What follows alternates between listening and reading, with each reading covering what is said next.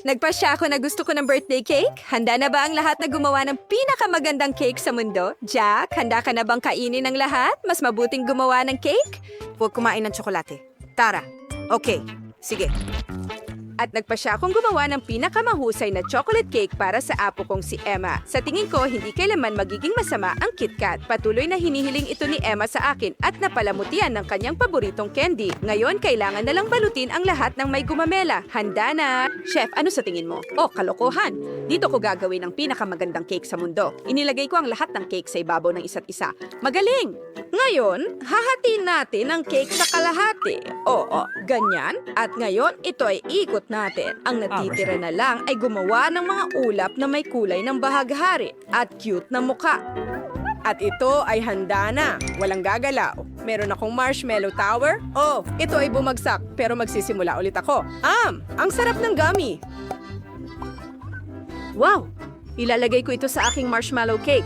Ilagay natin ang paboritong palayok ng kapatid. At ang huling touch, gummy na puso ito. Dapat malaman ng kapatid ko na mahal ko siya. Tikman natin ito. Magaling! Handa na ang lahat ng cake. Tikman na natin ito.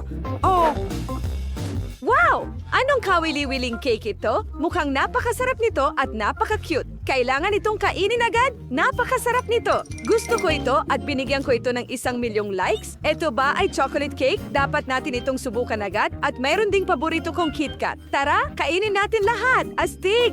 Pero ano ito? Ito ang paborito kong gum. Wow! Anong bagay ito? Napakaganda. At pinipili ko ang cake ni Chef bilang panalo. Binabati kita, Chef. Tayo ba ay magpapatuloy? Ngayon, gusto ko ng chips. Gagawin mo ba ito? Handa na ba ang lahat? Pagkatapos ay maaari na tayong magsimula sa pagluluto.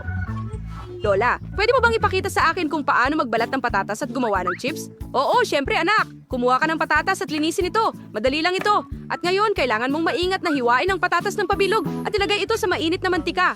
Ngayon, iprito ito hanggang maging malutong. Oh, mabuti. Madali lang ito. Nagbabalat ako ng patatas at ngayon ay hiwa-hiwain ko ito. Hindi ko kailangan ng kutsilyo, pero magagamit ang mantika. Ilagay ito sa kawali. Ayos, nailagay na ang patatas. Oh, hindi. Ang langis ay umaatake. Hindi ako susuko ng ganun kadali. Langis. Aba, Lola, anong ginagawa mo? Ayos lang bang lahat? Teka, huwag kang himatayin.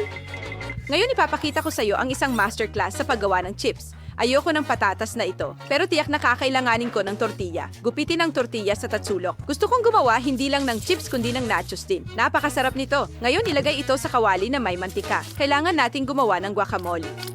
Kailangan natin ng hinog at malambot na abokado. Durugin ito gamit ang tinidor at ngayon ilalagay natin ang kamatis. Handa na at natitira na lang ang huling hakbang. Time. Oh, Lola! Ayos ka lang ba? Maging malusog ka. Saan na nga ba ako? Tama. At handa na ang lemon. At saan ang gagaling ang usok na ito? Oh, nasunog ang aking mga chips. Nakakatakot. Oh, hindi ko na makita ang mga ito dahil sa itim na usok. Oh, hindi. Nasira ang aking mga chips. Sa mukha na silang uling. Tingnan natin kung ano pa ang meron tayo. Baka ito ay magamit. Oh, sige, tikman mo, baby. Ang lahat ay may masarap na amoy. Pero bakit itim ang mga chips? Siguro ganito talaga dapat. At ano ito? Wow, isang buong plato ng chips. Sapat na ito para sa akin. Napakasarap. Wow! Hindi ako makapaghintay. At ano ito? Ang chef ay naghanda ng bagong culinary masterpiece. Kailangan kong makita ito. Mukhang masyadong malusog ito. Hindi, masama ito. Nanalo si Lola. Kailangan ko ng kakao. Kaya mo bang gawin ito? Napakadali nito. Oo, gagawin namin. Oo, napakadali nito. Kailangan ko lang maglagay ng kaunting gatas sa kawali. Ilagay ang kakao. Pakuluan nito at ilagay ang lahat sa isang magandang tasa. At narito ang tasa. Oh, sige, dagdagan pa natin ng kaunti. Ang sarap ng lasa. Gusto mo bang subukan ito, chef? Napakaganda nito. Kaya kong gumawa ng mas mahusay na kakao. Hindi lang ako magkakaroon ng kakao, magkakaroon ako ng isang buong bomba ng kakao. Upang gawin ito, tunawin ang tsokolate. Ilagay ito sa bilog at ilagay ang marshmallow at kakao sa loob at ihalo ito ng maayos. Magaling. At ngayon ilalagay ko ito sa baso at maglalagay ng gatas. At gagawa rin ako ng pinakamasarap na kakao sa mundo. Oh, kailangan kong buksan ng gatas. Oh, natapunan ako ng gatas. Ang sama. Sige, lilinisin ko ang sarili ko at magpapatuloy. Saan na nga ba ako? Naglagay ng gatas sa kawali, pinainit, magdadagdag ng asul na pangkulay, naging asul ang gatas at ngayon ang pinakakawili-wiling bagay. Isasawsaw natin ang baso sa syrup at pagkatapos sa makukulay na sprinkles. Sa ganitong paraan, ito ay napakasarap. Ibuhos ang asul na kakao sa isang mug at idagdag ang dilaw na cream. Maganda, ngayon kailangan na lang itong palamutian ng ilang marshmallow at tapos na.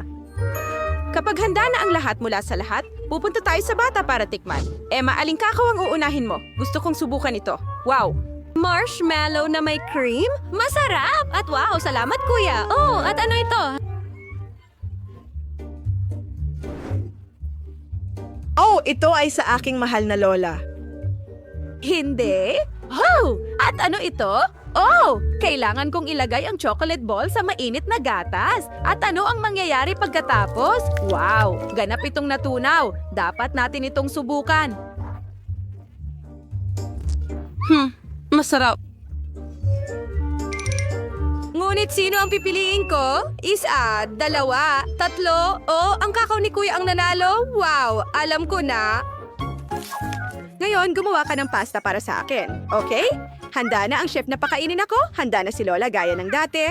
Alam na ng kapatid kung ano ang gagawin niya. Tara na! Wow! Ginagawa ko ang pasta sa unang pagkakataon at bakit ang haba ng pasta na ito? Oh, hindi ko ba dapat ginawa ito? Ang tamang paraan ay tulad ng kay Lola. Huwag kalimutang haluin gamit ang kutsara. At narito, luto na ang aking mga noodles. Jack, kung gusto mo talagang matutong magluto, panoorin mo ako. Hindi kami gumagamit ng spaghetti. Kami mismo ang nagluluto ng noodles. Ito ay madali. Harina, itlog at hinalo. Ang susunod ay kulayan ang harina ng itim para hindi ito maging katulad ng iba. Medyo mahirap ito gawin, pero ngayon puputulin natin ito sa mahabang pasta. Wow! Sa tulong ng makinang ito, napakagaling. Sige, ngayon maaari na natin itong ilagay sa kumukulong tubig. Susunod, lulutuin natin ang pugita dahil anong klaseng pasta ito kung walang seafood? Maaaring ilagay ang pugita diretso sa pasta. Magaling! Lola, ano ang ginagawa mo? May mali ba? Nagluluto ako ng pasta na may ketchup. Masarap ito. Oo, anong nangyayari, Jack? Ano ang ginagawa mo? Ano ang nangyari? Lola, kalma lang. Dumikit lang ang noodles. Hayaan mo na yon. Gagamitin ko itong instant noodles. Oo, at handa na ito. Sige, tikman mo at sabihin mo. Wow! Ang ganda! Gusto kong simulan ito. Ito ba ay pugita? Nakakatakot! Walang lasa ito! Yak! At ito ay mas masarap. Wow! Napakaganda nito. Gustong-gusto ko ito at napaka-interesante nito.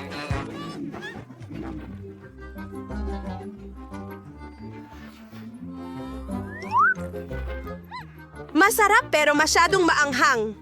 Oh, ang bibig ko ay nasusunog pero pinipili ko ang pasta ng kapatid ko.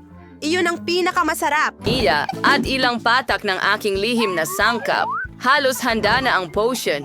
Oh, idodrawing ko ito sa pisara at gagawin itong mas malinaw.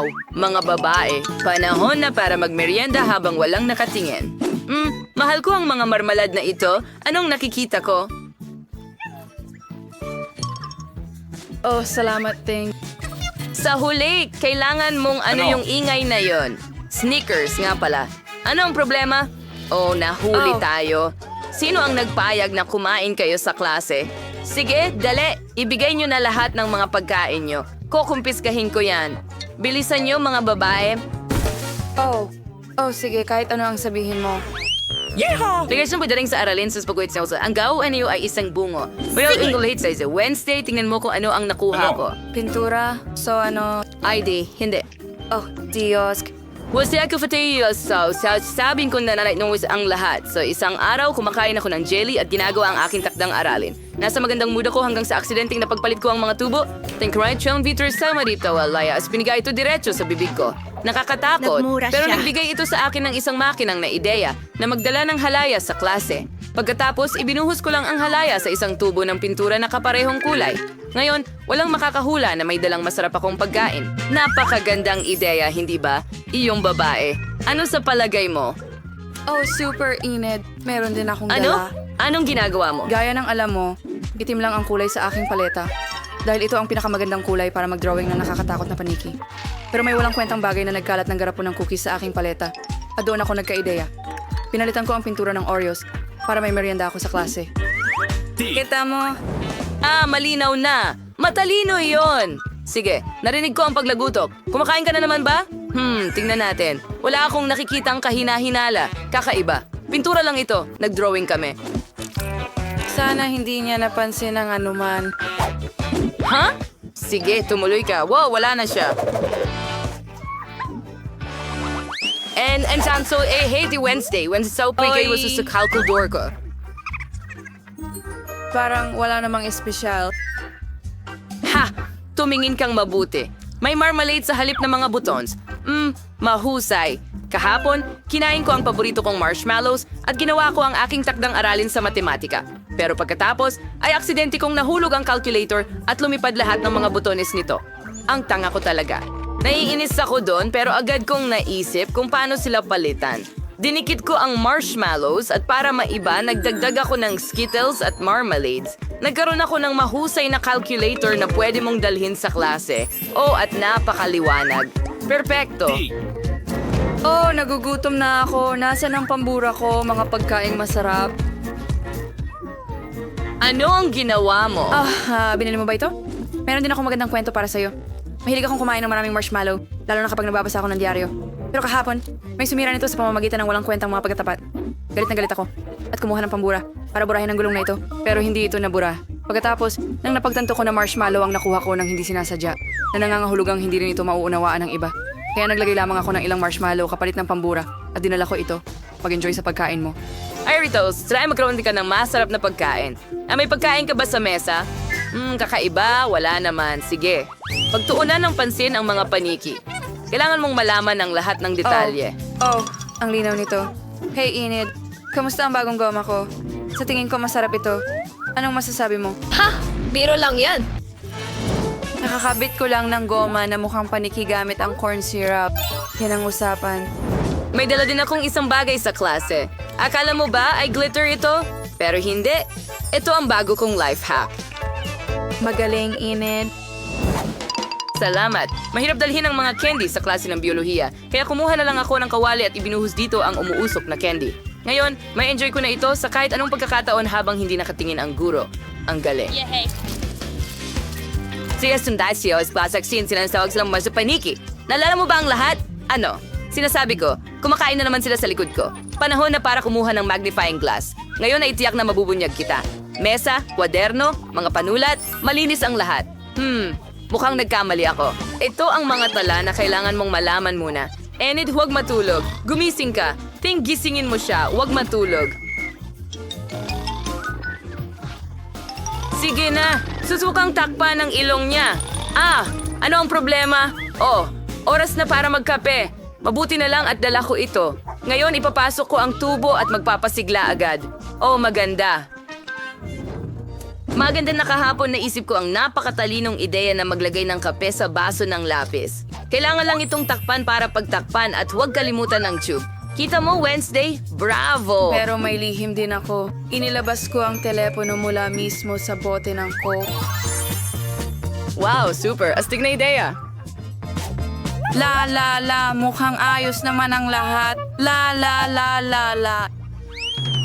Panahon na para gawin ang paborito kong heograpiya. Kaya't tingnan natin kung ano ang nasa mapa. Kailangan nating kumuha ng ilang sukat. At para mas masaya ang pagtatrabaho, kakain ako ng ilang chichirya. Teka, napakagaling. Pwede mong ibuhos ang chichirya dito at dalhin sa klase. Hoy, Wednesday. Tingnan mo ang naisip ko.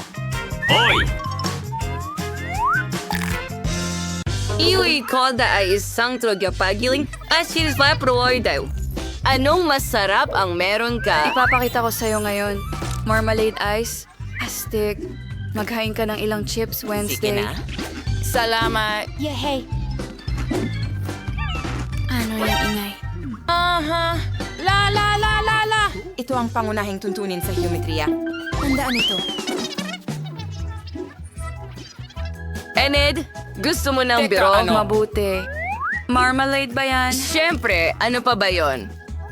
Astig. Sige. Kahapon, pinalamutian ko ang bago kong case at nagpasya kong idikit ito gamit ang marmelada. At naging magandang ideya ito. Astig. Oo! Ano sa tingin mo sa disenyo ng sapatos ko? Ginawa na ng candy ang mga sneakers ko. Hindi masama. Salamat, Wednesday. Alam mo naman na mahilig ako sa lahat ng makintab. Kaya nang mapansin ko agad na bagay ang mga candy na ito sa bago kong damit, kailangan ko na lang idikit ang mga ito. Wala namang nakapansin. Nakakatawa talaga. Tingnan mo. Yehey! Kahina-hinala. Sige. Nahuli ka.